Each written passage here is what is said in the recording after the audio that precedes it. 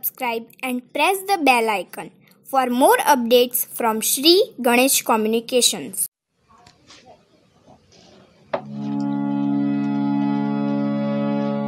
हजिए न जागे मारो आत्म राम मारो आत्म राम। हजिए न जागे मारो आत्म राम मारो आत्म राम। वे गांडो तूर समुंदर घुघवे छे दूर वायु सुसवे गांडो तूर समझू ना भरती के आवे छे तूफान आते आवे छे तूफान। हजिए न जागे मारो आत्म राम। सढ़ संधा फड़ फड़े दोर धींगा कड़ कड़े सढ़ संधा फड़ फड़े सढ़ संधा फड़ फड़े दोर धींगा कड़ कड़े हाजर सौ टंडेल एक सुना छे सुकान मारा सुना छे सुकान। हजिए न जागे मारो आत्म राम। वहण राखू नांगरेलू वेपार शीरीते खेड़ू वहण राखू नांगरेलू वेपार शीरीते खेड़ू। सवाया थाशे के जाशे मूळ गाय दाम मारा मूळ गाय दाम। हजिए न जागे मारो आत्म राम।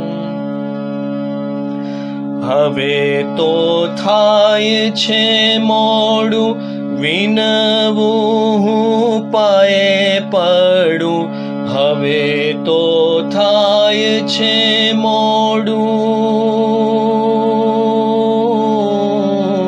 हवे तो थाय छे मोडू विनवू हूँ पाए पड़ू।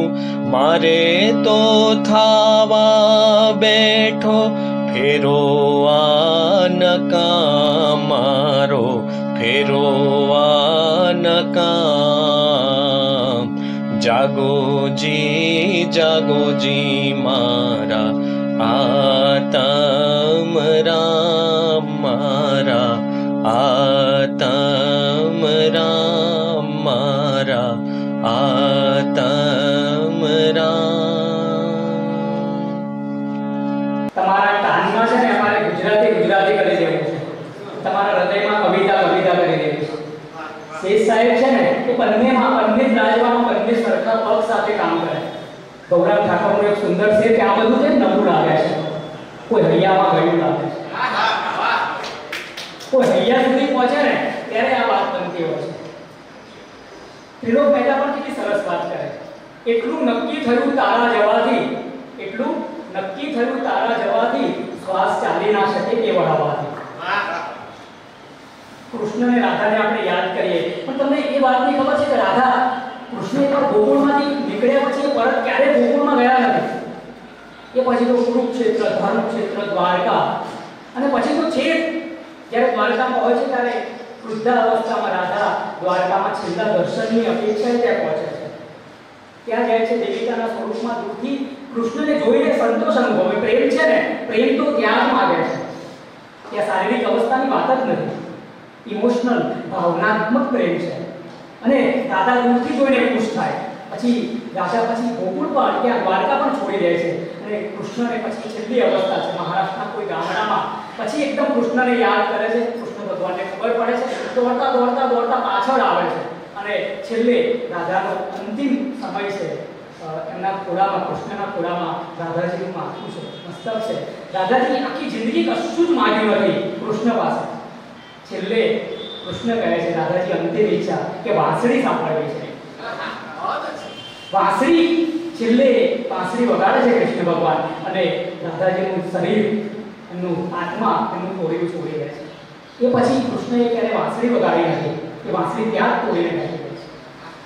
રાત દિવસનો રસ્તો વાલમ નહીં તો ઉઠે કેમ, તમે પ્રેમની વાતો કરજો અમે કરીશું પ્રેમ. રાત દિવસનો રસ્તો વાલમ નહીં તો ઉઠે કેમ, તમે પ્રેમની વાતો કરજો અમે કરીશું પ્રેમ.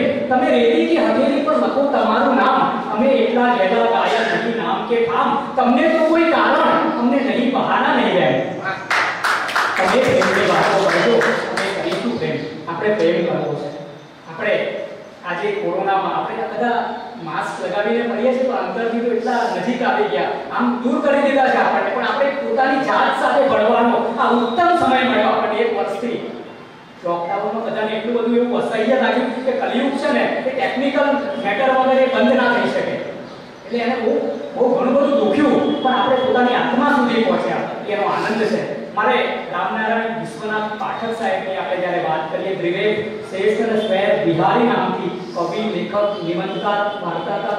અને મેં તમને વાત કરી 1946માં તો સાહિત્ય પરિષદના પ્રમુખ બને. કેટલી ગૌરવની વાત. ગાંધી યુગના અગ્રણી કવિમાં એમને જ મૂકી શકાય.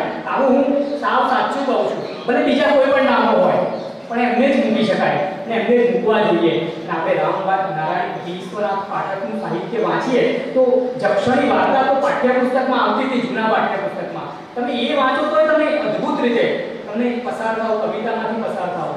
સાહિત્યિક પરિસંવાદો, સાહિત્ય પરિષદને સંભાળે એક ભારત પ્રદેશનો વ્યક્તિ જઈને જોરદાર તાળીઓ સાથે વંદન. વિવેચન, કવિતા, નાટક, વાર્તા, સંપાદન, ભાષાંતર, આવું અનેક કામ.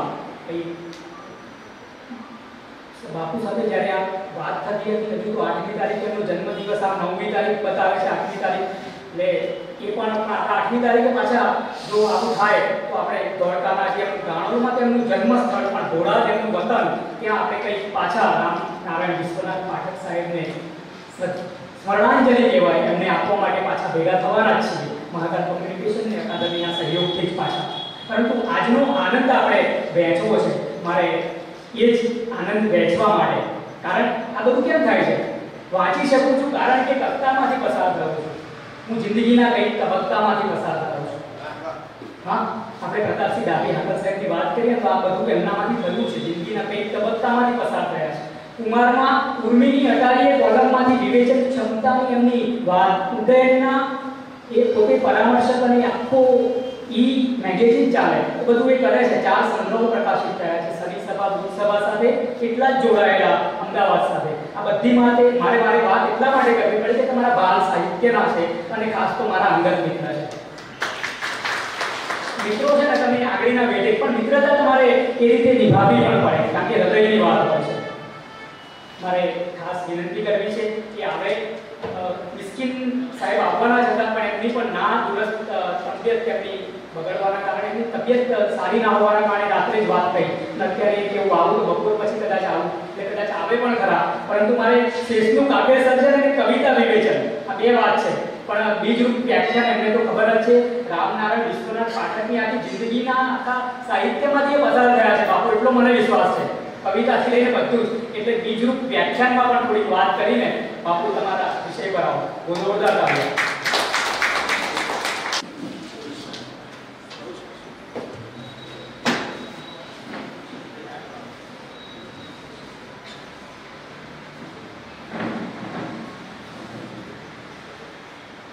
રાવીને હવે આપણે બરાબર યાદ કરવાના રહે.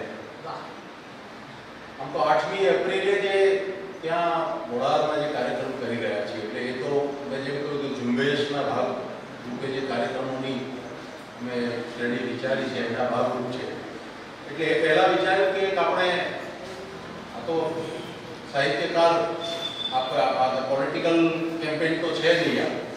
સાહિત્યકારની જ્યારે એને સ્મરણાંજલિ આપવા માટે જ્યારે 8મી એપ્રિલે એકત્ર થવાના હોઈએ તો એ પહેલાં એના સાહિત્ય સર્જનમાંથી પણ આપણે પસાર થવું રહ્યું. રાવી પાઠક આમ તો જે એટલે સાહિત્ય ગુરુ, અને જેમ શૈલેષભાઈ કહ્યું કે આમ તો ગાંધી યુગ અને સાક્ષર યુગ આ બંનેની સંધિ પર આમ તમે અવઢવમાં પડી જાઓ કે એમને આપણે સાક્ષર યુગમાં મૂકવા કે ગાંધી યુગમાં મૂકવા, એ બધી એની જન્મ તારીખો એના ચોકઠા મુજબ તો જ્યાં ગોઠવાતા હોય ત્યાં. પણ એક વિરલ સર્જક એ રીતનો હતો કે એને તમે બંને એની ગાંધી યુગીન જે ભાવનાઓ જે છે એની જે એના જે વાઇબ્રેશન્સ છે એને ઝીલતો એ વ્યક્તિ જે છે સાક્ષર જે રીતે સર્જન કરે એ રીતે સર્જન કરી ગયા.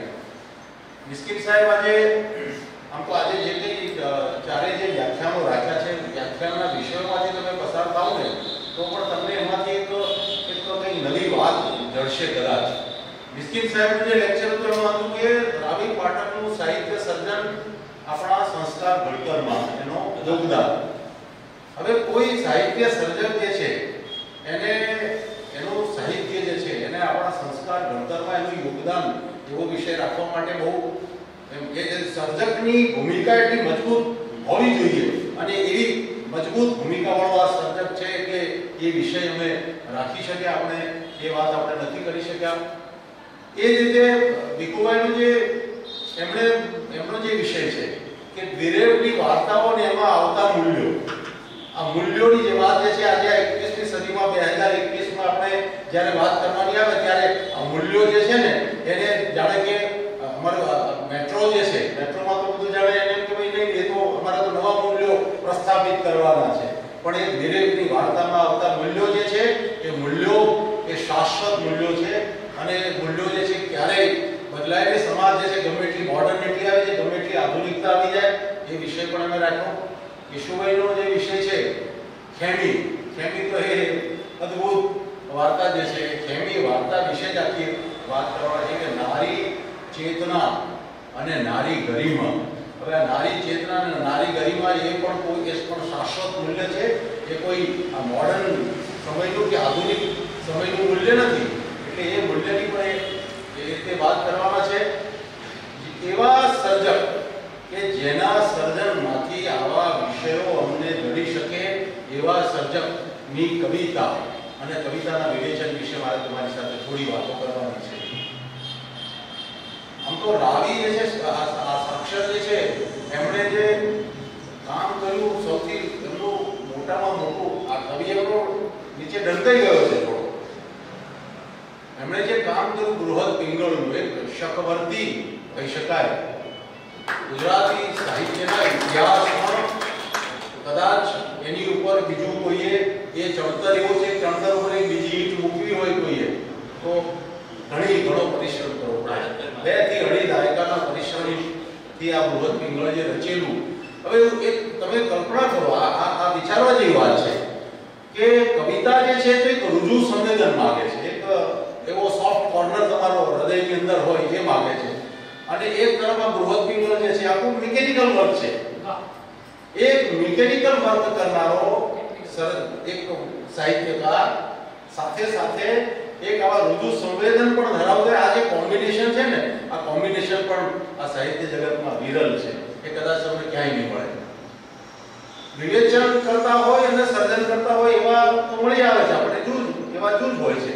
પણ આવું એની જે વિવેચનની પણ એક આગળની કક્ષા જે છે છંદો વિમર્શ જે છે અને એના ઉપર જે સાહિત્ય અકાદમી આપણી જે ગ્રંથાવલી 9 ભાગ બહાર પાડ્યા છે એનો છંદો વિમર્શ એ તમે એની અંદરથી પસાર થાવ ત્યારે આપણને એની કલ્પના કે આ વ્યક્તિ જે છે એને ક્યાંથી કઈ બારીકીઓથી આજે એમણે આટલા વર્ષો પહેલા કામ કર્યું આજે 2021માં પણ જ્યારે કહું કે એની પર ઈંટ ન મૂકી શકો એવું કામ કર્યું એવા વ્યક્તિના રુજુ સંવેદનની મારે વાત કરવાની છે. આમ તો એ પ્રશ્નોના બ્રાહ્મણ પ્રશ્નોના નાગર મારું જવારજ ગામ જે છે એના ભોળા જે છે બંને સીમાડા એક જ સીમાડા.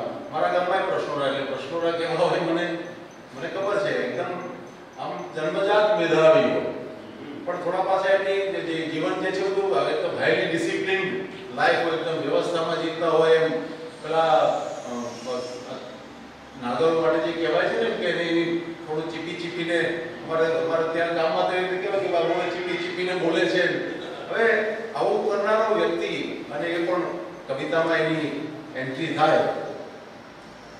સાહિત્ય ગુરુ આપણે એમને કહીએ છીએ એનું કારણ એ છે કે એમના જે શિષ્યો જે છે ને, ઉમાશંકર થોડા મોડા ત્યાં વિદ્યાપીઠમાં અલગ ઝલક ત્યાં, પણ ઉમાશંકર પણ એમના વિદ્યાર્થી ખરા.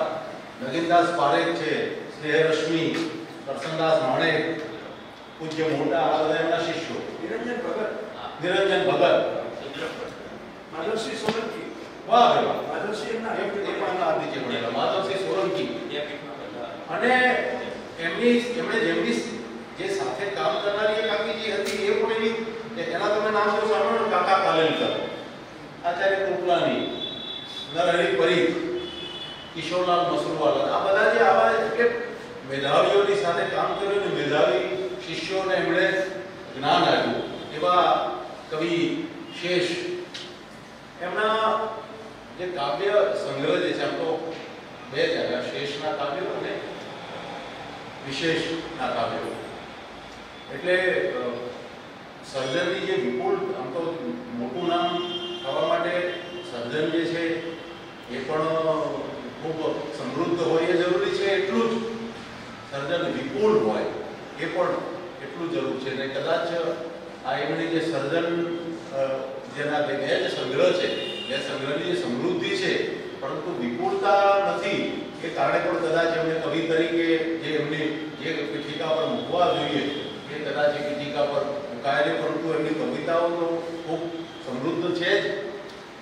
આ શેષ જે આમ તો કવિતા કોઈ પણ કવિતા જે ચિત્તક્ષોભમાંથી જન્મથી એ પ્રક્રિયામાંથી નીકળતી જે ઘટના છે કે કોઈ કવિ માટે કહેવાય છે કે તમે કવિતા લખો છો, તમે ગઝલ લખો છો તો પહેલા તમારા જખમ બતાવો. અને એ જખમ જે છે, જખમના પ્રકારો જુદા જુદા હોઈ શકે. આ કવિના કિસ્સામાં આપણે એમ કહીએ કે એમને બહુ નાની વયે જ 31 વર્ષની જેટલી જ્યારે ઉંમર હતી ત્યારે એમના પત્નીનું અવસાન થાય છે. અને અવસાનની જે એના લીધે જે તક્ષોભ, આવો એમાં માણસ મેધાવી હોય પરંતુ સાથે સાથે એની સંવેદના પણ એટલી પ્રબળ જો હોય, અને પત્નીનું મૃત્યુ જે છે એ આવી સંવેદના જગાવવા માટેનો મોટી ઘટના હોય જ. અને આવો જે તો ઋજુ સંવેદનવાળો જ્યારે વ્યક્તિ હોય ત્યારે તો વિશેષ એ ઘટના બને. અને ચિત્તક્ષોભના લીધે એક કવિતા જે છે એ તરફ એમની ગતિ આગળ ચાલે છે. એમની કવિતાઓમાંથી પસાર થઈ જ્યારે શેષના કાવ્યોને વિશેષ કાવ્યો જે છે એ નિધનોત્તર, એમનું જે મરણોત્તર આપણે નિધનોત્તર એમની પ્રકાશિત થયેલો એ સંગ્રહ છે. પણ જે 67 જેટલા કાવ્યો જે શેષના કાવ્યોમાં, એમાં જે કરુણ પ્રણય, અંગત કરુણ પ્રણય, આમ તો અને અંગત જો કે વિશેષણ લગાડે પણ એ કરુણ પ્રણય જે છે તો અંગત જ હોય. એક પરકાયા પ્રવેશ કરીને કોઈના પ્રણયની કરુણતા જે છે એ પણ ઝીલાય છે. પણ જ્યારે એ અંગત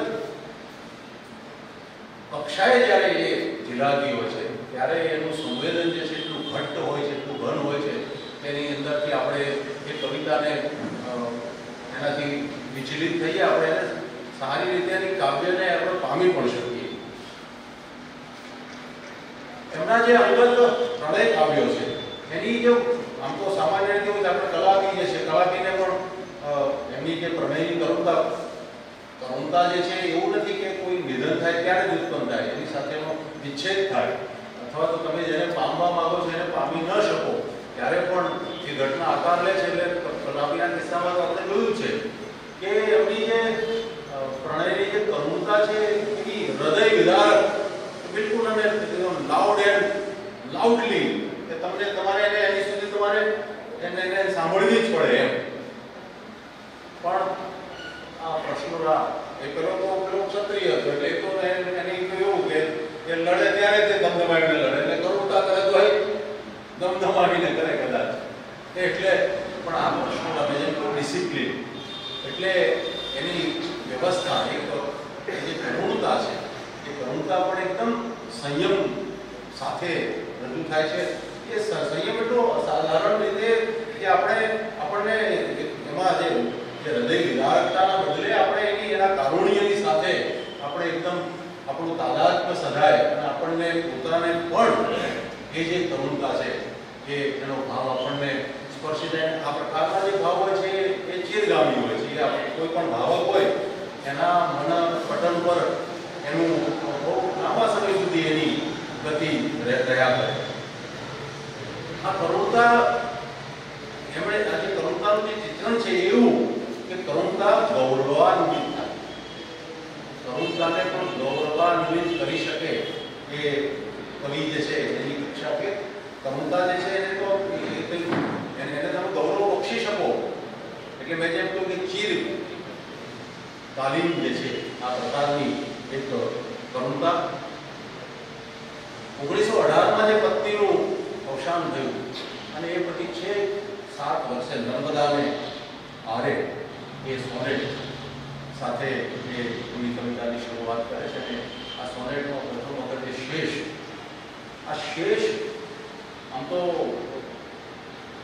ગાંધી યુગીન અને જે સાક્ષર યુગના જે સાહિત્યકારો છે આપણા ગઝલનો જે યુગ છે એમાં તમે જે સાહિત્યકારો જે ગઝલકારો પોતાના તખલ્લુસ જે રાખે એ તખલ્લુસમાં ક્યાંક ને ક્યાંક પોતાની અંદરનો જે અવાજ હોય એ અવાજ મને પણ ઘણા કહેતા કે તમે આ આકલ જે છે મારી અંદરથી ઉઠેલો એક શબ્દ છે. મને એટલે મારા મિજાજ અને મારી આખી શૈલી છે એને ગઝલકારોના કિસ્સામાં એવું બને છે કે એની શૈલીને અનુરૂપ એમના તખલ્લુસ હોય. પણ આપણે સાહિત્યકારો પંડિતોના માટે સ્નેહરશ્મિ તો આપણે એવું ન કહી શકીએ કે એમાં જણાવે રતનજી દેસાઈ છે એમાં કંઈ એ પ્રકારનું અથવા તો તમે બીજા જેટલી તમે નામ વિચારી લો. પણ આ કવિના કિસ્સામાં એમ બન્યું છે કે જેમ ગઝલકારો પોતાના કોઈક ભાવને પ્રદર્શિત કરવા માટે જેમ તખલ્લુસ ધારણ કરે એવી રીતે જ કદાચ એનું આ તખલ્લુસ શેષ કે જે પત્નીના મૃત્યુ પછી એમની જે અવશિષ્ટ દશાની જે વિરહિતતા જે છે એ વિરહિતતાને પ્રગટ કરવા માટે કદાચ આ તખલ્લુસ એમણે ધારણ કર્યું હોય એવું લાગે છે. નર્મદાને આરે જે છે સોનેટ છે એ પૃથ્વી છંદમાં જે લખાયેલું છે એનો એકાદ બંધ જે છે એમાંથી આપણે પસાર થઈને કવિતાનું આપણે આચરણ પણ કરીશું કે વહેતી સકી એમ તું હૃદય હે કાંઠા ભરી પરંતુ ગઈ જોયું એ ન ફરી શી દશા આહીની વહેતી સકી એમ તું હૃદય હે કાંઠા ભરી પરંતુ ગઈ જોયું એ ન ફરી શી દશા આહીની હવા એ વખતના જે બધા જે શબ્દો જે છે હવા નથી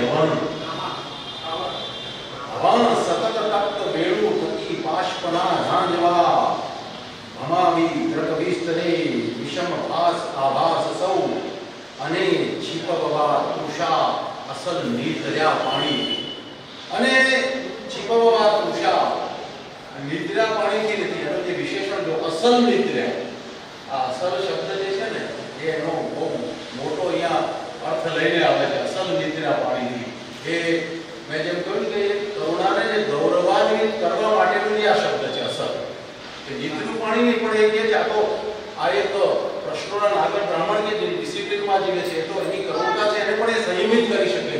તો એ નિદ્રા પાણી જે છે આંખના પાણી પણ એ અસલ નિદ્રા પાણી છે. ને સહસ્ત્ર અમિધાર તો પરસમું ઘટે સ્વર્ગથી. એટલે આ નર્મદાને આ કવિતાના બંધમાંથી તમે જો એની સાથે જોડાયો તો તમને એનો મેં જે શરૂઆતમાં જે મેં જે વાત મૂકી કે એમની કરુણતા જે છે એ સંયમિત થઈને આવે છે. એ જ રીતે બીજું જે છેલ્લું દર્શન એ પણ એક બહુ અનુકૂળ બને છે. બહુ લાંબુ છે, આપણે એમાં બહુ દોસ્ત એને પ્લીઝ એને બાબાને જરા કંટ્રોલ કરો. એ છેલ્લું દર્શન જે છે એમાં એની સોનેટની જે સોનેટના જે 3 ખંડ હોય 4 પંક્તિના, પછી છેલ્લી 2 પંક્તિઓમાં જે ચમત્કૃતિ સધાય છે એ ચમત્કૃતિની જે છે પંક્તિઓ જે છે કે મળ્યા તુજ સમીપ અગ્નિ તુજ પાસ જુદા નથી. બહુ અને બહુ બારીકીથી અને તમારી એની પાસે જવું પડે. અગ્નિ જે શબ્દ છે એને જોજો તમે કે અગ્નિ શબ્દ કેવા અર્થમાં પ્રયોજાયો છે. મળ્યા તુજ સમીપ અગ્નિ. તું જ્યારે આપણા ચોરીમાં જ્યારે આપણે બેઠા હતા અને ત્યારે જે આપણે સમીપ જે અગ્નિ હતો એ જ અગ્નિ તુજ પાસ જુદા હતી. આજે જુદા થયા ત્યારે પણ તારી ચિતા છે એ ચિતા જે છે કે મળ્યા તુજ સમીપ અગ્નિ તુજ પાસ જુદા હતી. કહે અધિક ભવ્ય મંગલ નથી શું એ સુંદરી. તમે આ કવિનો જે સંયમ જે છે સંયમની તમે એની પરાકાષ્ઠા જુઓ કે એને પોતા એ આખો વિયોગની એ પત્ની જતી રહી છે એને પણ એ હજુ પણ સુંદરી કહે છે, ભવ્ય પણ કહે છે, મંગલ પણ કહે છે. આવા શબ્દો જે છે લઈને આ કવિતામાં જે છે આ તમારે વિરહ જે છે અથવા કરુણતાને ચિતરવી એ આ કવિએ કામ કરી બતાવ્યું છે. બીજું એવું જ એક લગ્ન જે શાલિની છંદમાં જે એની 3 પંક્તિ એમાં ફરી પાછો અગ્નિ જે છે કઈ રીતે પ્રગટે છે જોઈએ. અગ્નિ આજે આહી કીધો પ્રદીપ્ત. અગ્નિ આજે આહી કીધો પ્રદીપ્ત તેના લાજા હોમવાને કરેલો. લાજા એટલે એ ફરી પાછો એ ચોરીમાં જે છે જવતર હોમાય. આ જવતર હોમવા માટેનો કે પછી યજ્ઞ જ્યારે કરીએ યજ્ઞમાં જે આહુતિ આપીએ છીએ એના માટેનો અગ્નિ નથી કે અગ્નિ આજે આહી કીધો પ્રદીપ્ત તેના લાજા હોમવાને કરેલો. હોમા તો શું હોમા છે ત્યાં? હોમા છે ત્યાં હૈયું ને હીર મારા. આ હીર હોમાયું ખબર નહીં, કદાચ એમ પણ કહી શકાય કે હોમાયેલું હીર એમને પાછળથી હીરાબેન પાછળ કદાચ પાછળ 27 વર્ષની લાંબી વિધુરાવસ્થા પછી એમને એ મળે છે. કરુણ પ્રણયના જેમ લખ્યા છે એમ પ્રસન્ન પ્રણયના પણ એમને ગીતો લખ્યા છે. અને આજે મેં જેમ કહ્યું પ્રશુરાઓ જે છે પ્રસન્નતા એમની બધા થોડા બહુ એમની જે એમના જે કટાક્ષો ચહેરા પર દેખાય ને બહુ ગંભીર રહીને બધી કટાક્ષો કરતા. એમના કટાક્ષોને પામવા માટે પણ તમારે બહુ ઊંડાણપૂર્વક તમારે વિચારવું પડે. એટલે આ પ્રસન્નતા એમાં નવબર વધુ એ શિખરણી છંદમાં જે લખાયેલું છે 39 પંક્તિનું એ કાવ્ય છે. મારે આપણું એમાં કાવ્યમાંથી પસાર રીતે નથી થવું પણ એમની વિશિષ્ટતાઓની જે વાત કરતા કરતા મારે એમ કહું છે કે જે વર વધુ જે કાવ્યનું શીર્ષક આપ્યું છે એમાં જે કંઈ ઉભય ચિત્રણ જે ઉભા કર્યા છે એવા જ ઉભય ચિત્રણ એમની કવિતામાં પણ એ કેવી રીતે એના અલગ અલગ સામસામા વિશેષણો વાપરીને કરે છે.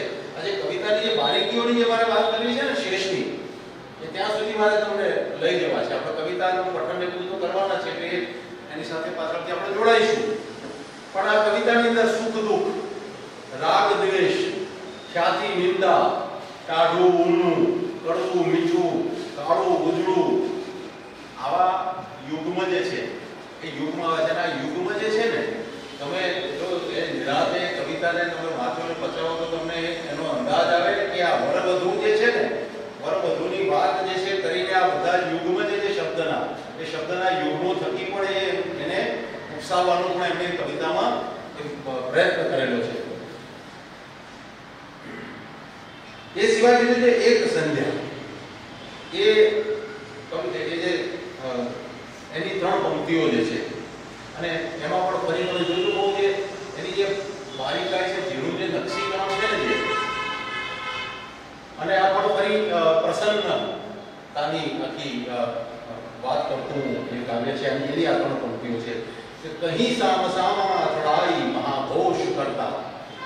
આખી નદીમાંથી પસાર થવાની ઘટના છે ને એમાંથી આ 3 પંક્તિઓ જે છે એ કે નદીમાંથી એ બંને પસાર થઈ રહ્યા છે તો કહી સામ સામા અથડાઈ મહાઘોષ કરતા ઉડાડે ભીણુને કહી વળી મહામોજ રચતા કહી વેગે દોડી આ પંક્તિને જરા બરાબર જોજો કે કહી વેગે દોડી પરસ્પર કાંઠાએ ઘસતા કાંઠાઓ બે કાંઠાઓ ઘસાય આવું જે કલ્પન જે છે આવું જે રૂપક જે છે ને એ આપણે ક્યારેક કવિતાની વાતો કરતા કે આધુનિક આખું આ વિચાર છે તેમ તમે કેટલીક આપણા ગઝલમાં પણ કહીએ ગઝલમાં પણ અત્યારે ઘણા આવે છે અમે વાત કરતા હોય છે કે અમે આધુનિક ગઝલો રચી રહ્યા છીએ તો હજુ તો મરીજ જે છે ને એને 100 વર્ષનો તો એવો કિલો મારી દીધો છે કે એની કેટલી ગઝલો છે ને એ 100 વર્ષ સુધી આધુનિક છે તારો વારો પછી છે એટલે હમણાં નિરાતે બેસતી એટલે આ પરસ્પર કાંઠાએ ઘસતા આવું જે પ્રસન્નતાની આવી જે વાતો લઈને જે આવે એ પણ એટલે મેં જેમ કહ્યું કે ચાહે પ્રસન્નતાની વાત હોય ચાહે કરુણતાની વાત હોય એ બહુ જ ઝીણા નકશીકામથી આ કવિ એની વાત કરે છે મેં જેમ કહ્યું એક સંધ્યા જેમાંથી આ આપણે આજે મેં નવબર વધુમાંથી જ આ પંક્તિઓ ટાંકી હવે જે હું વાત કરી રહ્યો છું કે જે એક સંધ્યા એ 104 પંક્તિનું એક દીર્ઘ કાવ્ય છે મિશ્રોપજાતિ છંદમાં રચાયેલું અને એમાંની પણ કેટલીક આજે પ્રસન્નતાની જે વાત કરતી એ ફરી પાછી નદીમાં જ પસાર થઈ રહ્યા એની ઘટના એક સંધ્યા ટાણે વરવધુ કે જે યુગલ જે છે કે પ્રેમી પ્રેમિકા આપણે જેને જે કદાચ બંધ બેસી ટોપી પહેરી હોય પહેરી લે કે ન જાણું કે સખી દોડતી હતી કે ચાલતો હું જ ચલાવતો હતો ખબર નથી કે સખી મને દોડતી હતી કે હું જ જાતે મારી જાતે ન જાણું કે સખી દોડતી હતી કે ચાલતો હું જ ચલાવતો હતો કે પાણીનો વેગ લઈ જતો હતો ખબર નથી શું થતું ન જ ખબર હોય આમાં તો ખબર પડે નહીં કે પાણીનો વેગ લઈ જતો હતો જતા હતા આગળ એમ ચાલ્યા ઉનાળો પાણીનું પૂરું થતા ત્યાં ઓચિંતીએ સમ્મુખ મારી ઉઠી હવે જે પંક્તિ આવે છે એ આજે મોડર્નિટીની જે વાત કરીએ છીએ ને એવું નથી કે આ ટોપી પહેરે એટલે આપણે પહેરવેશ પરથી બધું નક્કી કરતા હોય છે એટલે કે ઉનાળ પાણીનું પૂરું થતા ત્યાં ઓચિંતીએ સમ્મુખ મારી ઉઠી વિનસ્ત મિલો સમ ઉર્ધ્વ પાણીમાં વિનસ્ત મિલો સમ ગ્રીક દેવી જે છે ને એ જે પાણીમાંથી એકદમ ઉપર બેઠી થાય છે જાણે કે કેવી રીતે આખી જે કેવી રીતે ચંદ્ર પસંદ થતું ત્યાં તો એને એ કઈ જ ખબર નથી અચાનક એવી ઘટના ઘટે છે વિનસ્ત મિલો સમ ઉર્ધ્વ પાણીમાં એટલે આ શેષ જે છે મેં જેમ કહ્યું કે છંદો વિમર્શ જેવા મિકેનિકલ કરા જેમાં રંગો ને કરવત ને બધું લઈને બેસવું પડે એવા કામથી લઈને આખું આ ઝીણી નકશીકામ વાળું જે કવિતાનું કામ છે એ કેવી રીતે કરે છે એની આપણે વાતો કરી રહ્યા છીએ પ્રાર્થના કાવ્યો એ પણ વિજયભાઈ બહુ આજે શરૂઆતથી આજે આપણું પવિત્ર જે સિદ્ધનાથ મહાદેવનું અહીંયા જે પવિત્ર વાતાવરણ હતું એને ઓર પવિત્ર વિજયભાઈ એમની એક પ્રાર્થના કાવ્યથી કરી દીધું છે આપણે બધા એને માણીને આટલી અલગ વાઇબ્રેશન અલગ મોડ પર આપણે બધા મુકાયેલા છીએ અત્યારે એટલે પ્રાર્થના કાવ્યો પણ એમણે બહુ સરસ રચ્યા છે એમાં નાદ બ્રહ્મસ્તુતિ બહુ નાનકડું કાવ્ય છે પ્રભુ જીવન દે વિજયભાઈએ પણ જે કાવ્ય આપણી સમક્ષ પ્રસ્તુત કર્યું એ પણ છે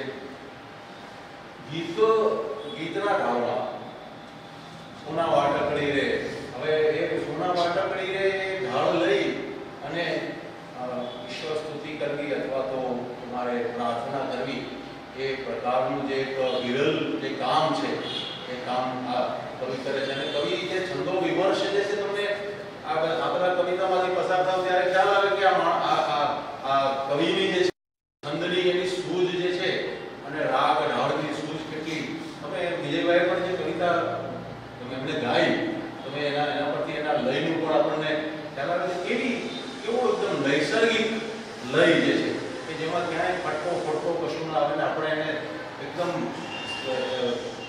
પેલી પાણીની ધાર જે વહેતી હોય એ રીતે આપણે એને માણી શકીએ. એટલે શરદનો ચંદ્ર અને ચાંદલિયા આ નામના જે બે ગીતો છે એ ગીતો પણ એમણે આ સ્તુતિમાં લખેલા છે.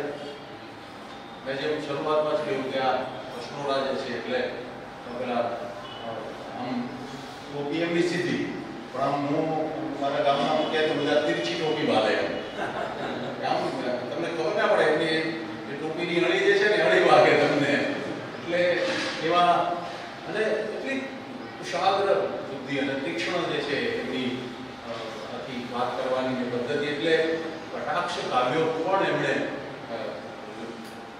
સર્જ્યા છે. એટલે એક વૈશાખનો બપોર એવું દીર્ઘ કાવ્ય છે, 92 પંક્તિનું કાવ્ય છે. મારે એટલે આપણા કવિતા આખી વાંચવામાં ઉતરણ પણ નથી, પણ એ કવિતા જે છે આખી કટાક્ષ જે છે એક સામાજિક નિસ્બતને લઈને કટાક્ષ એની અંદર આવે છે. આખી આપણે સોશિયાલિઝમની ને એક હોય છે ને આપણે જે આખી સામ્યવાદની આવી કે પેલો ટિપિકલ એને પેલી બકરા દાઢી હોય પછી પાછો એવો વિચિત્ર એવો એને તમે બનાવેલો હોય એના ચશ્મા બી જુદા જ હોય એના વાત છે એ પણ કંઈક જુદી જાતના હોય. આવા જે સામ્યવાદીઓને કદાચ એમની ઝપટમાં આમાં આવી ગયેલા છે. અને એક ચપ્પુની ધાર કરાવનારો જે છે એ શરાણીઓ જે છે ફરે છે આખો દિવસ અને ફરતા ફરતા બધે કોઈ આવા સામ્યવાદીઓના કંઈક ઘર પાસેથી પણ જાય છે. આપણી તો આજે આપણી આ પરંપરાઓ જે છે એની અંદર આપણે જે દરિદ્ર નારાયણ શબ્દ બોલ્યા વગર પણ આપણે દરિદ્રની સેવા કરતા આવ્યા છીએ. એટલે એ બાકી આપણી એક ભૂમિકા ઉપર આપણો વારસો ચાલ્યો છે એને રજૂ કરતી એ છેલ્લે જે સામ્યવાદના જે પડઘમ બોલાવનારા લોકો જે છે એ એને કંઈ ભોજન કરાવતા નથી, બધી પૂરી વાતો બધી કરે છે. એની વાત કરતા કરતા 2 પંક્તિમાં છેલ્લે જે એને કોઈક એવો સાધારણ વ્યક્તિ જે છે કે જેને આવતા સામ્યવાદ શું છે સમાજવાદ શું છે ખબર નથી એવા એના ઘર પાસેથી એની તો પરંપરાવાદ છે એને માટે આ કંઈ નવું નથી એટલે એને ભોજન કરાવે છે. અને એ પછીની જે છેલ્લી 2 પંક્તિઓ છે કે આ જે ભોજન કરાવનારો છે કે દયા હતી ના નહીં કોઈ શાસ્ત્ર. દયા શબ્દ જે છે ને એ પણ બહુ ઓફેન્ડિંગ શબ્દ છે. કોઈને છાતી પર વાગે એવો શબ્દ છે. કોઈને તમે દયા કરો તો કોઈના ઉપર એ પણ એક સારો શબ્દ નથી.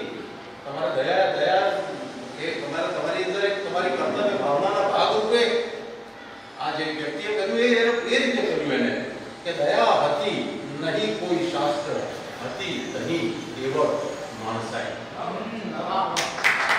આ માણસાઈના આ ત્યારે તો આ મૂલ્યો જે છે આ જે માણસાઈની વાત કરનારો જે કવિ છે એટલે તો આપણે એની સંસ્કાર ઘડતરમાં અને દિરેકની વાર્તામાં આવતા મૂલ્યોને નારી ચેતનાને નિકાલ જઈ વાર્તા આવા બધા વિષયો લઈને આપણે આ કવિની વાતો કરી રહ્યા છીએ. એક પાઠકની છીકે અંજની કાવ્ય છે એમાં મૂળ તો એવું છે કે એટલે આ અંજની કાવ્યમાં 3 પંક્તિઓ હોય ને ચોથી 3 પંક્તિમાં છે અને પાછળ પ્રાસ જોડાયેલા હોય. ચોથી પંક્તિ છે એ પ્રાસ વિહીન હોય. એટલે આજે મેં કહ્યું ને પેલી ત્રાસી કૃતિ જે છે એની નજર ક્યાં પહોંચે છે એમ એટલે એમણે પછી એના ઉપર આખું આ પેરોડી તમે કહો કટાક્ષ કાવ્ય રચ્યું કે ભાઈ આ તમને કેમ ચોથી પંક્તિનો પ્રયાસ કેમ જડતો નથી એમ કે પૂછું શું શુક સનકા દીકે. તમે છે ને આ કવિતાની અંદર જે છે ઋજુ સંવેદનોની અંદરથી પણ આપણે પસાર થાય. હવે આપણે એક વિદ્વાન જે છે એક મેધાવી જે છે કે જેની પાસે આખી આપણી શાસ્ત્રીય પરંપરાનું પણ એની પાસે જ્ઞાન છે, વારસો પણ છે ને એટલે એવી બધી વસ્તુઓ પણ તમે એમાં કે પૂછું શું શુક સનકા દીકે પ્રાસ નહીં મળવાની બીકે રાખ્યું ચોથા ચરણ તરીકે પાઠકની છીકે. એટલે કે ભાઈ આ પાઠકની છીકે એમ કરીને આપણે બહુ સરસ છે કાવ્યમાંથી પસાર થવું તો આપણે જે હળવું જે આખું હાસ્ય છે અને જે પહોંચાડવી છે ત્યાં સુધી પહોંચાડે છે એનો આપણને એમાં જે અનુભવ પણ થશે. આપણા રમેશ પારેખીએ છે એમણે કટાક્ષ કાવ્યો જે છે આલા કાચર અને એક પાત્ર તરીકે લઈને રચ્યા છે. મને અંગત રીતે એટલે કેટલુંક તો બરાબર છે પણ કેટલુંક તો એમાં મને અંદરથી એવું લાગે કે જાણે એ તો આપણે સામાન્ય રીતે એટલે દરબારોને જે છે એમની જે છે અને 80 રૂપિયા એમની જે ખોટો જે મિથ્યાભિમાન છે એમનું એ મિથ્યાભિમાનને એમણે બરાબર પકડ્યું છે પણ એમાં એને કવિતાના સ્તરે લઈ જવાના બદલે જાણે કે એ જે ઘટના જે સ્તરે છે એ સ્તરે જ એમણે મૂકી છે અને એની સામે અમારો રાવી પાઠક છે એમણે રાજપૂત ઝપટમાં લીધા છે અને એ ઝપટમાં લીધા છે લેવાય ને આમાં શું છે એટલે તો ચાલુ નથી કેવું મને એટલે એમણે એક રાજપૂત ટેકના મધ્યકાલીન કિસ્સાના જુવા એવું એક કવિતા એમણે લખી છે. એમાં વાત એવી છે કે ઠકરાણા જે છે આપણા રાજી છે અહીંયા તો ઠકરાણા ઉપર એમને રેલવારી રમવું બહુ ચાલતી હોય છે એટલે એ ઠકરાણા જે છે એ કારણ એવું હોય છે કે ભાઈ દરબાર જે છે એ તલવારો ઈજા કરે છે તો બધું બીજું બધું તો કર્યા કરે પેલી માખી જે છે એને કંઈ કરી નથી શકતા એના પર તલવાર ચાલતી નથી એટલે એ માખી જે ઠકરાણા બહુ કબડે છે અને એનું કશું નિવારણ થતું નથી એટલે ઠકરાણા પછી ગૃહત્યાગ રિસાઈને કરી જાય છે અને પછી જે એને કવિ હવે દરબાર છે મોટી મોટી આટલી મોટી મોટી મૂછો લઈને ફરે છે અને આવું ઠકરાણા જે છે એને એનું આવું આટલું નાનું કોઈ કામ તમારાથી થતું નથી એટલે એની જે એનો દુહો છે કે ધીક ધજો ધરણીપતિ તું મૂછો શેની મરડ કે ધીક ધજો ધરણીપતિ તું મૂછો શેની મરડ પરણી પોસાણી નહીં તારો ઠાલો મેલીને ઠરડ. હવે આજે હાલની ભાષા જે છે ને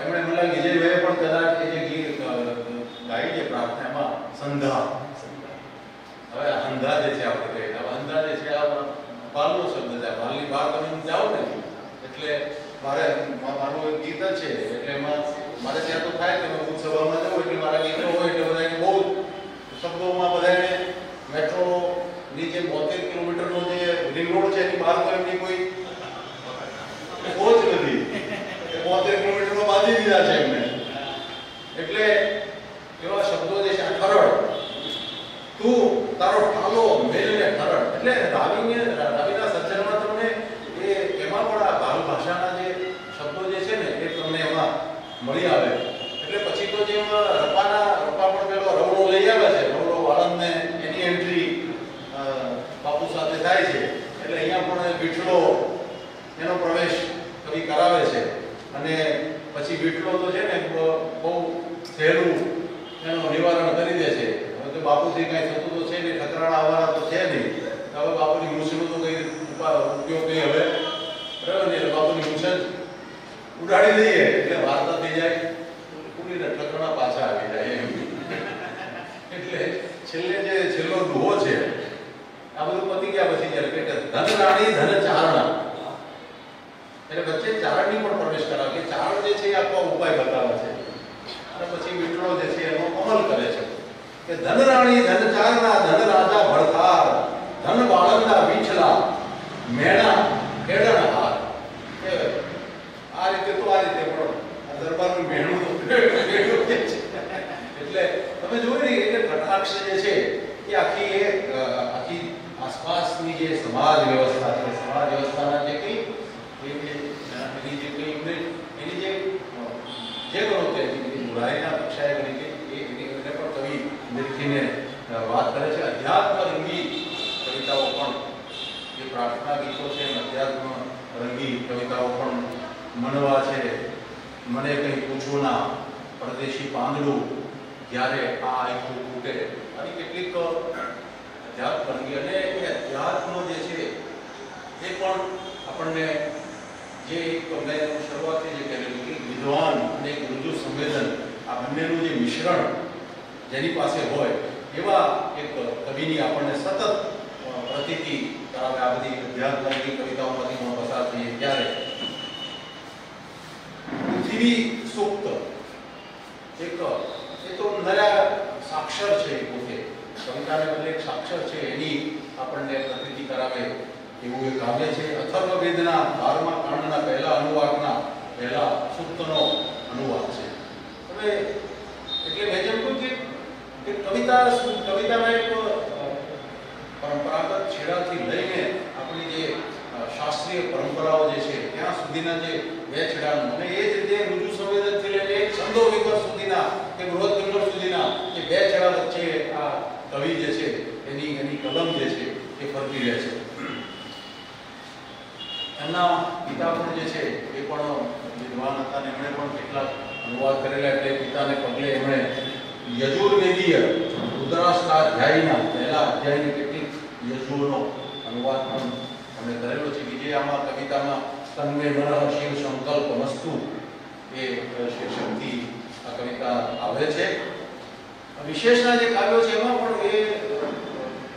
એમાં બહુ એમ દેખાય છે કે કદાચ એ નિધનોત્તર એટલે એમનું જે કંઈ નાના મોટા ટુકડાઓ અને બીજું જે કંઈ હશે એને સંગ્રહસ્થ કરવાની કોશિશ રૂપે કોઈ સંગ્રહ કર્યો છે. કેટલીક એમાં ઉત્તમ કવિતાઓ પણ છે પણ એમાં પણ શાકુંતલના શ્લોકનો અનુવાદ છે. એટલે એ કવિ જે છે બે છેડા પર જે કામ કરે છે એની આપણને સતત એમની કવિતાઓમાંથી પસાર થઈએ ત્યારે આપણને ખાતરી થતી રહે છે. આ કવિ આપણે શરૂઆતમાં એ પણ વાત કરી કે ગાંધી યુગ અને સાક્ષર યુગ બંનેની સંધિએ બેઠેલો કવિ છે. એટલે ગાંધી યુગના પ્રભાવ હેઠળની કવિતા પણ એ ગાંધી યુગ નામથી જ એમાં એમણે જન્મે છે. અને આમાં તો વાત ગાંધીની છે. ગાંધીની વાત કરે પણ પાછો એની અંદરનો જે આપણો શાસ્ત્રજ્ઞ જે છે એ તો પાછો બેઠો થઈ જાય છે. એ વાત કરે છે ત્યારે પણ પેલો શાસ્ત્રજ્ઞ હાજર થાય છે. એટલે આપણે એ વાત જે મૂકી છે જન્મે છે અને વૈશ્વપાયન વચ્ચેના સમાજ રૂપે આખી આ કવિતા મૂકી છે. અને છેવટે કવિતાની અંદર એમને મહિમા કરવો છે સત્ય અને અહિંસાનો જે આપણા ગાંધી મૂલ્યો એટલે આપણા શાસ્ત્રક મૂલ્યો છે. આ ગાંધીએ તો ફરી પાછું આપણને રિમાઇન્ડર આપણને આપ્યું. એટલે એની ચારેક ગાંધી યુગની જે કવિતા છે એની ચારેક કૃતિઓમાંથી આપણે પસાર થઈશું. એ સર્વને રસવા કાલ ઉભો મુખ વિજૃંભીને હવે એના સર્વને રસવા કાલ ઉભો મુખ વિજૃંભીને મૃદાતી બચશે જો આ યુગ ધર્મ પ્રમાણશે વ્યવહારો સત્યપૂત અહિંસાપૂત થાય સૌ વ્યવહારો સત્યપૂત અહિંસાપૂત થાય સૌ ને અહિંસા તમામ માર્ગે સત્ય પ્રેરા ધપે જનો સૌ. કવિની જે પ્રેરણાનો અંત એ છે કે આપણે સૌ એ સત્ય અને સત્યપૂત અને અહિંસાપૂત થઈ આપણા વ્યવહારો એવા થાય અને એ વ્યવહારોને આપણે આપણામાં આરોપીને છેવટે આપણે અહિંસા અને સત્યના માર્ગે આપણે આગળ ધપીએ. એક જેમ કટાક્ષ કાવ્યોની લગભગ થોડી નજીક આવે એવું એમણે એક નવીન કાવ્ય અને તેનું શરતી અર્પણ એવા શીર્ષક સાથે એમાં એમના સ્નેહ રશ્મિને જેમણે જે યાદ કર્યા છે અને એમાં મારે એની બે પંક્તિઓ વાંચીને ફક્ત મારે આપણા સુધી જે વાત પહોંચાડી છે કે જે અલગ અલગ જે ઢાળ જે છે એ ઢાળ પરનો એમનો જે પ્રચંડ જે કાબુ હતો અને એ પ્રયોજી શકતા હતા એનો એક વિશેષ નમૂનો જે છે એ નમૂના રૂપ જ બે પંક્તિઓ કે તારું નામ સ્નેહ રશ્મિ તારું નામ સ્નેહ રશ્મિ તારું નામ સ્નેહ રશ્મિ તારું નામ સ્નેહ રશ્મિ પણ વાત પડી છે વસમી તારી વાત પડી છે વસમી.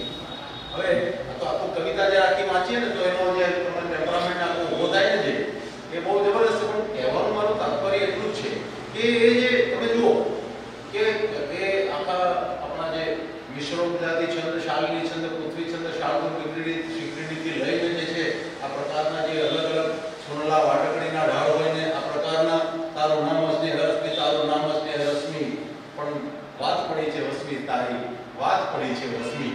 હવે પેલા રાજપૂતની ટેકમાં જે દુઆ છે એ તમે જો એને વાતો એક આપો જુદા જ ટેમ્પરામેન્ટ.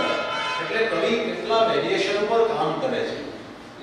એટલે મારે અહીંયા જે કવિતામાં કામ કરે છે એમના સુધી મારે આ વાત પણ મૂકવી છે કે આપણે જ્યારે કામ કરીએ છીએ ત્યારે એટલે કેટલા પેટર્ન ઉપર તમારે જઈને તમારે કામ કરવું જોઈએ. આપણે જ્યારે મોનોટોનસ થઈ જઈએ, આપણે કોઈ એક જ પ્રકાર અથવા એક પ્રકારમાં કોઈ એક જ ભાવ ઉપર જે આપણે જો કંઈક ચોટી જાય તો આપણે એમાં કંઈ આગળ ન વધી શકીએ. એટલે આ બધા જે પૂર્વસૂરીઓ જે છે એમાંથી જે આપણને જે જાણવા મળે છે આ જાણવા મળે છે.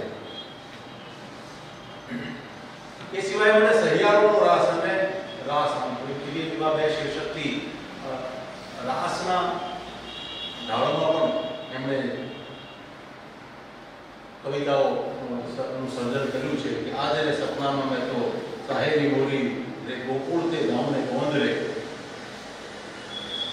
કહેવાનું ફરી પાછું એને હું ઘડાવીને વાત કરું કે કવિનું જે આખું કવિતામાં જે ચરણ જે છે એ ચરણ એક પ્રકારનું છે કે આખા વૈવિધ્ય એના ભાવની સ્તરે, એની છંદ પ્રયોજનની સ્તરે અને એના વિષય વસ્તુના સ્તરે એમણે વૈવિધ્ય લાવવાની એક કોશિશ કરીને રચેલી જે કવિતાઓ જે છે એ આશીષના કવિતા સર્જનમાં મળે છે. અંતે જે છે તો ઉસ્તાદને મારે થોડી વિવેચનની પણ વાત કરવી છે. જો કવિતાની જે વાત છે એને થોડી આટલી વાત કરીને પૂરી કરીને થોડા વિવેચનના સ્તરે પણ કેવી તરાથી કામ કર્યું છે એમણે એટલે ખાલી આપણે ઝાંખી કરીશું. આપણે આટલા સમયમાં તો આપણે એ ટેસ્ટ થઈ શકે. અને મેં જેમ શરૂઆતમાં કહ્યું કે આપણે અહીંયા ઉભય સ્તરે અહીંયા વિદ્યાર્થીઓ પણ નથી અને અહીંયા પ્રાધ્યાપકો પણ નથી. એટલે આપણે જે કહીએ સાચા ભાવકો છે. એટલે આપણે અહીંયા છોટા હાથની કરવાના છીએ. લાણી થાય ને છોટા હાથે જે થાય તે એટલે એવું છે અમારે. એટલે ભાવનો જે છે માણસ એને છૂટો મૂકી દો એટલે પછી એવું છે કે ઉસ્તાદને એમણે છંદો વિમર્શ અને બૃહદ પિંગળ એમાંથી પણ પસાર થવું ત્યારે સંગીતના જે વિવિધ રાગ અને એની વિશેની પણ કવિની કેટલી ઊંડી એમની પાસે માહિતી છે અને ઊંડી સમજ છે એનો પણ આપણને ખ્યાલ આવે. એટલે કદાચ એ જ ભાવને લીધે ઉસ્તાદ અને સંગીતનો કોઈ ઉસ્તાદ હોય એને તાકીને રચાયેલું જે કાવ્ય છે શિખરણી છંદમાં છે એમાં બીજા પૃથ્વી અને બીજા છંદો પર પ્રયોજ્યા છે એની કેટલીક ભક્તિઓ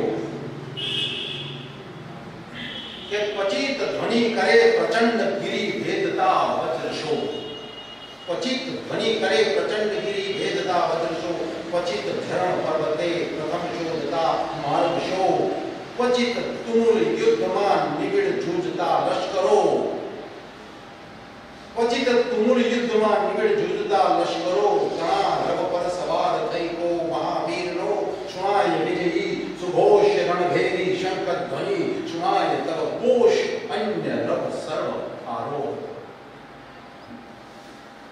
તમે જો ઉસ્તાદને કેન્દ્ર સ્થાને રાખીને કવિતા કરી છે અને તમે એ કવિતા જ્યારે પઠન કરીએ ને ત્યારે પણ તમે જુઓ કે એની અંદરથી આમ ઉસ્તાદ એમાંથી એનું જાણે કે ચરિત્ર ઉભરીને બહાર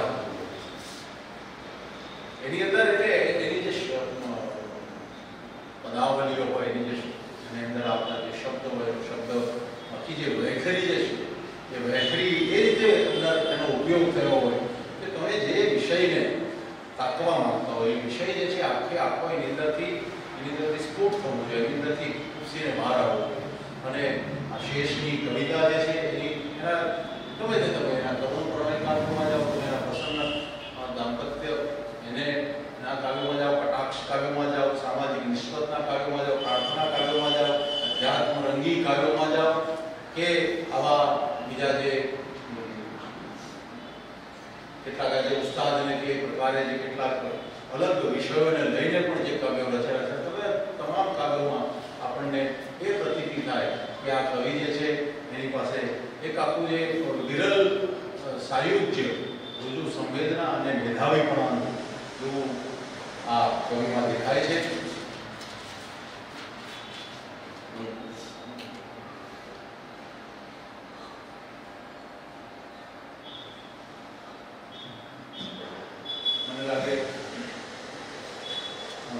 અગત્યની વાત છે અને બહુ જ જલ્દી વાતો કરીશ. આમાં વિવેચનનું જે કામ કર્યું છે પણ એ બહુ ગંજાવર કહી શકાય એવું કામ કર્યું છે.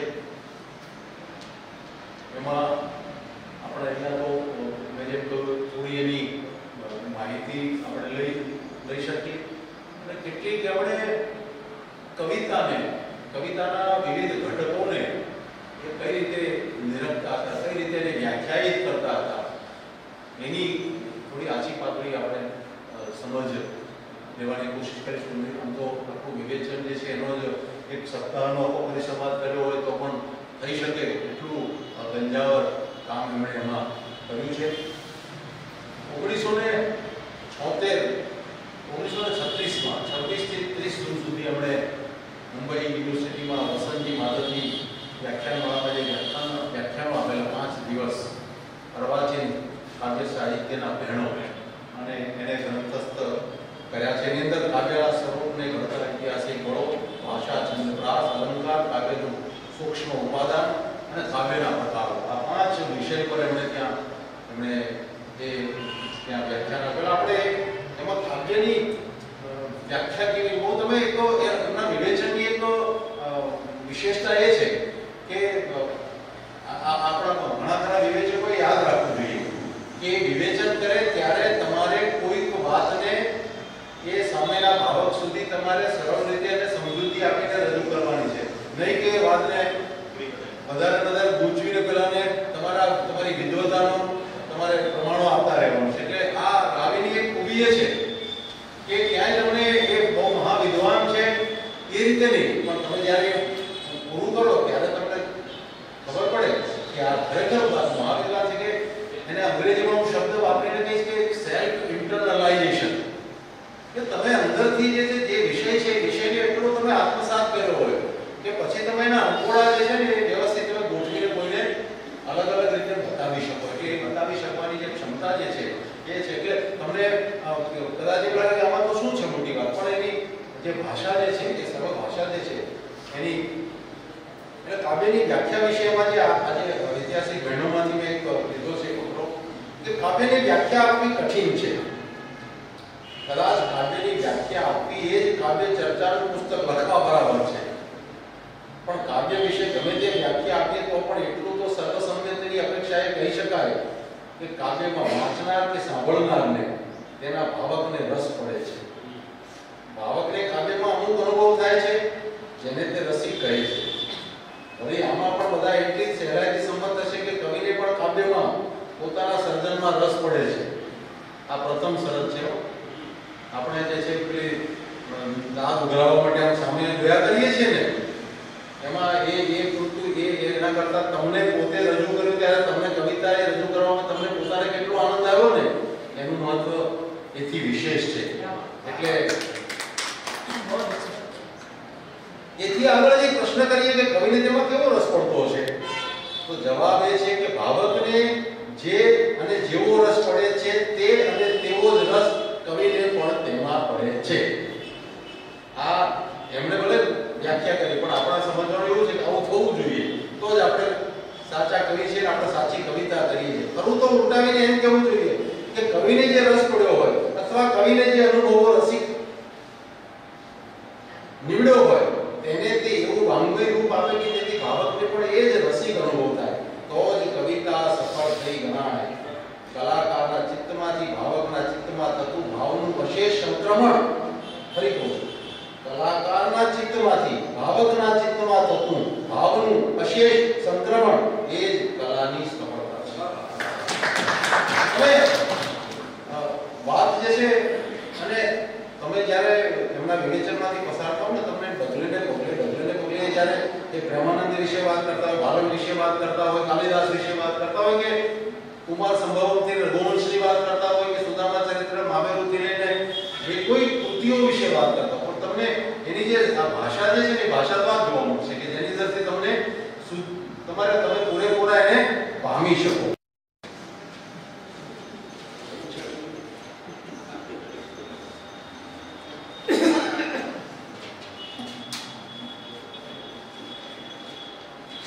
એ જ રીતે જે છે કવિતા કાવ્યના સ્વરૂપમાં જે ફેરફાર એને લઈને આપણે જે વાત કરી છે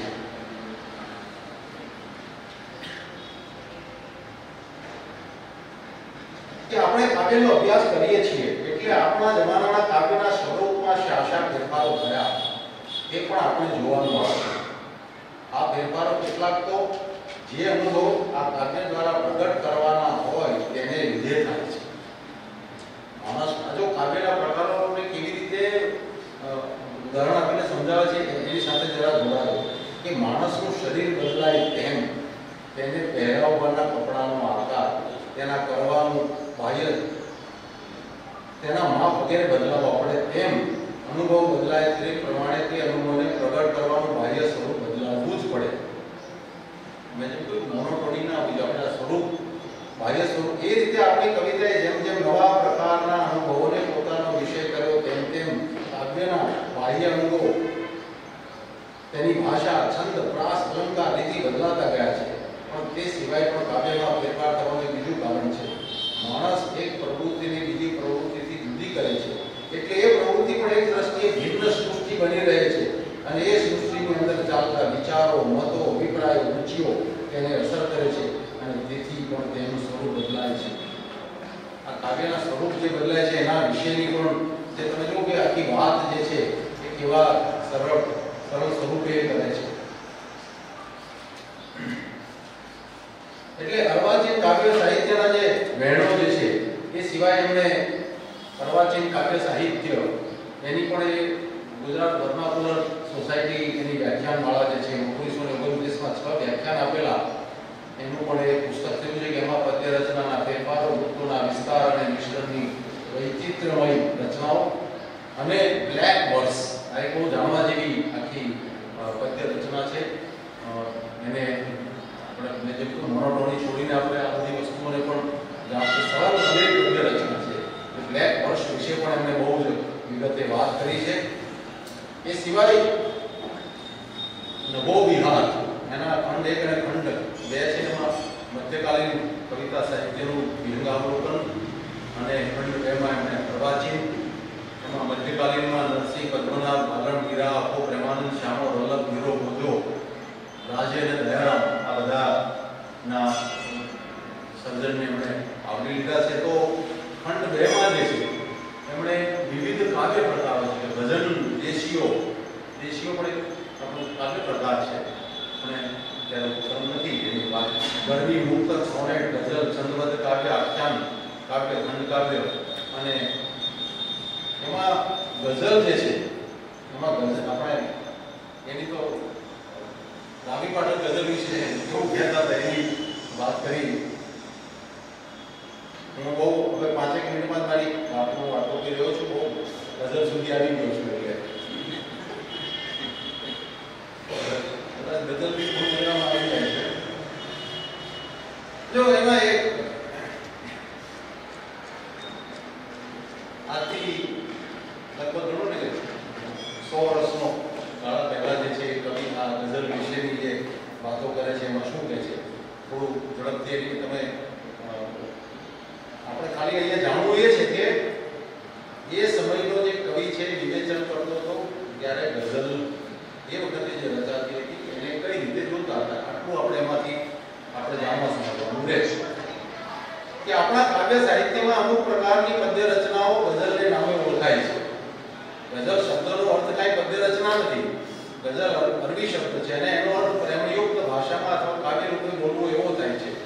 એ પ્રકાર ફારસી સાહિત્યમાં ખૂબ ખેડાયો છે અને તેમાં પ્યાર, સૌંદર્ય, મનની વેદના, ઉન્મત્તતા, માશુકને મળવાની ઇંતજારી, માશુકના ગાલ પરનો તલ,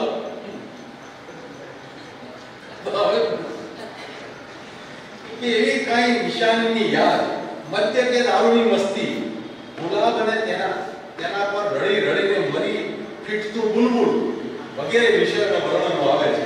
હવે આવું એવું નથી બરાબર છે કે આવું જ હતું. આપણે હવે ગઝલને આપણે એમાંથી આગળ લઈ ગયા છે. ગુજરાતીમાં ગઝલ અર્વાચીન કાળમાં જ આવી એમ નહીં કહી શકાય. દયારામે ગઝલો લખી છે અને દયારામના સમકાલીન કવિ કૃષ્ણરામે તેની ટીકા કરી છે. કૃષ્ણરામે કેવી ટીકા કરી છે આરસીઓના હરખ પશ્યા વિપ્રની વાણે પારસી લોકો જે છે ત્યાંથી હેરાન થયા હતા એ ક્યાં વસ્યા જઈને આ તો બધું પેલું બહુ અધર્મ થઈ જાય આમાં આરસીઓના હરખ પશ્યા વિપ્રની વાણે ગઝલ રેખતા તરફ ગમતા દીઠા ગાણે અહીં રેખતો એટલે ઉર્દુ ભાષા જેને કવિ નઈ સુંદરે રેખતામાં એક પ્રબંધમ લખ્યો છે ત્યાં રેખતાનો હું આગળ થોડી બીજી અર્વાચીન યુગમાં સમજણપૂર્વક એક કાવ્ય પ્રકારના રહસ્ય ભાવને પકડીને કાવ્ય લખાવવા માંડ્યા અને તેનો અલગ ઓળખી શકાય તેવો એક પ્રવાહ ચાલ્યો છે ગુજરાતી ગઝલે ફારસી કવિતાના બધા પિંગલના નિયમો પાળ્યા નથી ફારસી કવિતામાં હદીપણે કાવ્ય આવે છે તો સર્વત્ર પાળ્યા નથી આ ગઝલનું કેટલું ઊંડું જ્ઞાન આ કવિને હશે કે ત્યારે એ જે તે ગઝલકારો ગઝલ લખી રહ્યા છે એને આ રીતે પ્રમાણી રહ્યા છે કે ફારસી કવિતામાં હદીપણે અને ત્યારે જ છંદો વિમર્શ કે ગ્રોથ પિંગલ લખી શકે કે ફારસી કવિતામાં હદીપણે કાવ્ય આવે છે સર્વત્ર પાળ્યા નથી ફારસી કવિતામાં એક ગઝલમાં કડીએ કડીની બીજી લીટી પ્રારંભની લીટીઓનો સંત પ્રાસ ઝીલે છે તે નિયમ પાળ્યો નથી કોઈ કવિઓએ તો કોઈ પ્રકારનો પ્રાસ સાચ્યો નથી ફારસી ગઝલમાં પ્રાસ સળંગ હોય છે પણ એક જ વિષયનું સળંગ નિરૂપણ હોતું નથી આપણે જે કહીએ છીએ કે ગઝલના પ્રત્યેક શેર છે પોતાનું અલગ ભાવ વિશ્વ લઈને આવે છે મુસલસલ ગઝલ પણ હોય છે અને પ્રત્યેક શેર પોતાનું અલગ ભાવ વિશ્વ રચીને આવે એ પ્રકારે પણ ગઝલ લખાય આ કવિને ખબર છે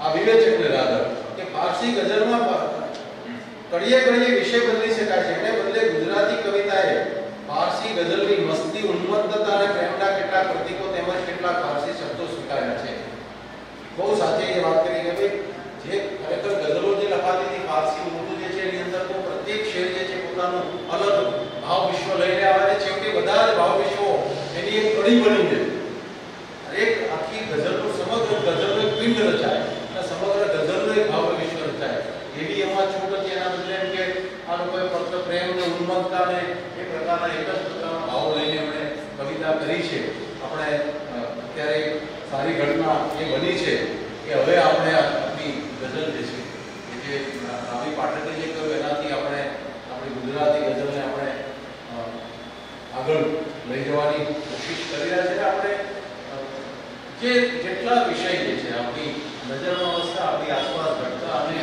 આપણા સંવેદનને સ્પર્શતા અનેકવિધ વિષયોને લઈને આપણે ગુજરાતી ગઝલ અત્યારે આગળ ચાલી રહી છે રાધીનંદને આજે આપણે અહીંથી કહીએ કે આપે ગઝલ વિશે આવું કહ્યું હતું પણ અમે બધા આનાથી થોડા બધું બહુ એટલું બધું બહુ છાતી ખોટી તો નથી કહેવાય પણ થોડું કહેવાય એટલે એ રીતે અમે ગઝલને એક આખી કવિતા અને સાચે જ ઉર્દુ ભાષામાં જે ગઝલો જે રચાય છે એના કરતાં આજે આપણે ગુજરાતી ભાષામાં આમાં એમણે જે ગ્રંથાવલોકનો પણ 35 જેટલા કર્યા છે બહુ ઝડપથી કાવ્ય પરિશીલન એમાં નરસિંહ ભાલણથી લઈને બધાની કવિતાઓ જે છે એના એમણે આસ્વાદો એનું પણ એક એટલે નરસિંહજી લઈને છે કે આપણા હમણાંના બકટા સુધીના કવિઓમાં આવરી લીધા છે સૌથી અગત્યનું જે એમનું વિવેચનનું જે કામ છે મને લાગે જેને કોઈને રસ હોય તેનો કર્તા કૃતિ વિચારના જે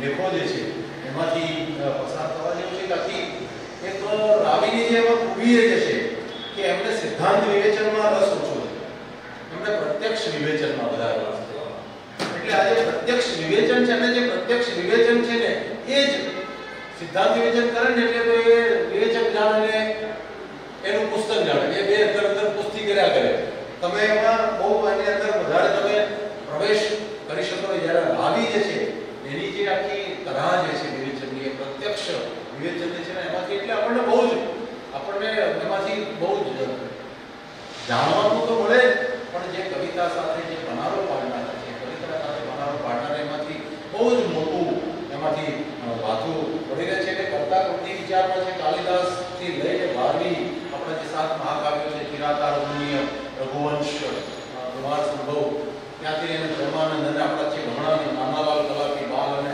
આંત સુધીની રેન્જમાં તમે આ વિવેચકની રેન્જ પણ જે કવિતામાં જે રેન્જ છે એની એમની રેન્જ છે એવા રાવી દાદાને આજે પુનઃ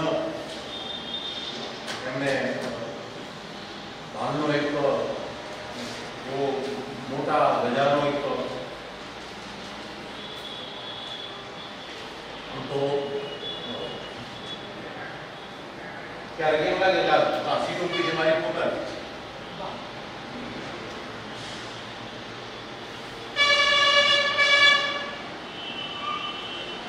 કદાચ રાવીનું જો એની કૃપા દ્રષ્ટિ ન હોય તો આ ભારત સાહિત્ય વટોળી કદાચ રચના પણ ન થઈ હોત અને આપણે એક આખી જે નેમ લઈને આપણે ચાલી રહ્યા છે ને આપણે 8મી માર્ચે આપણે ત્યાં એક એને યાદ કરવા એવા એક આપણી ગોભીના જેના આપણે વારસદાર છીએ આમ તો એટલે વારસ કોઈ વારસામાં આપીને જાય એનો ગર્વ લઈએ છીએ ને અમને હું મારે રાજપૂતોને પણ કહેતો કે ફક્ત એટલે હમણાં એ અગત્યનું નથી હવે વારસો તમે કેવી રીતે નિભાવો છો ને એ વધારે અગત્યનું છે તમે તમારી એ ઓળખ છે એને કેવી રીતે તમે મજબૂતાઈથી એટલે આપણે સૌ આપણા આ મોટા ગજાના સાહિત્યકારનું ફરી ફરીને વંદન કરું છું નમન કરું છું અને એમની પાસેથી હું આશીર્વાદ માંગુ છું કે અમારી આ જે નેમ છે એને પાર પાડવા માટે મને બળ આપે અમને શક્તિ આપે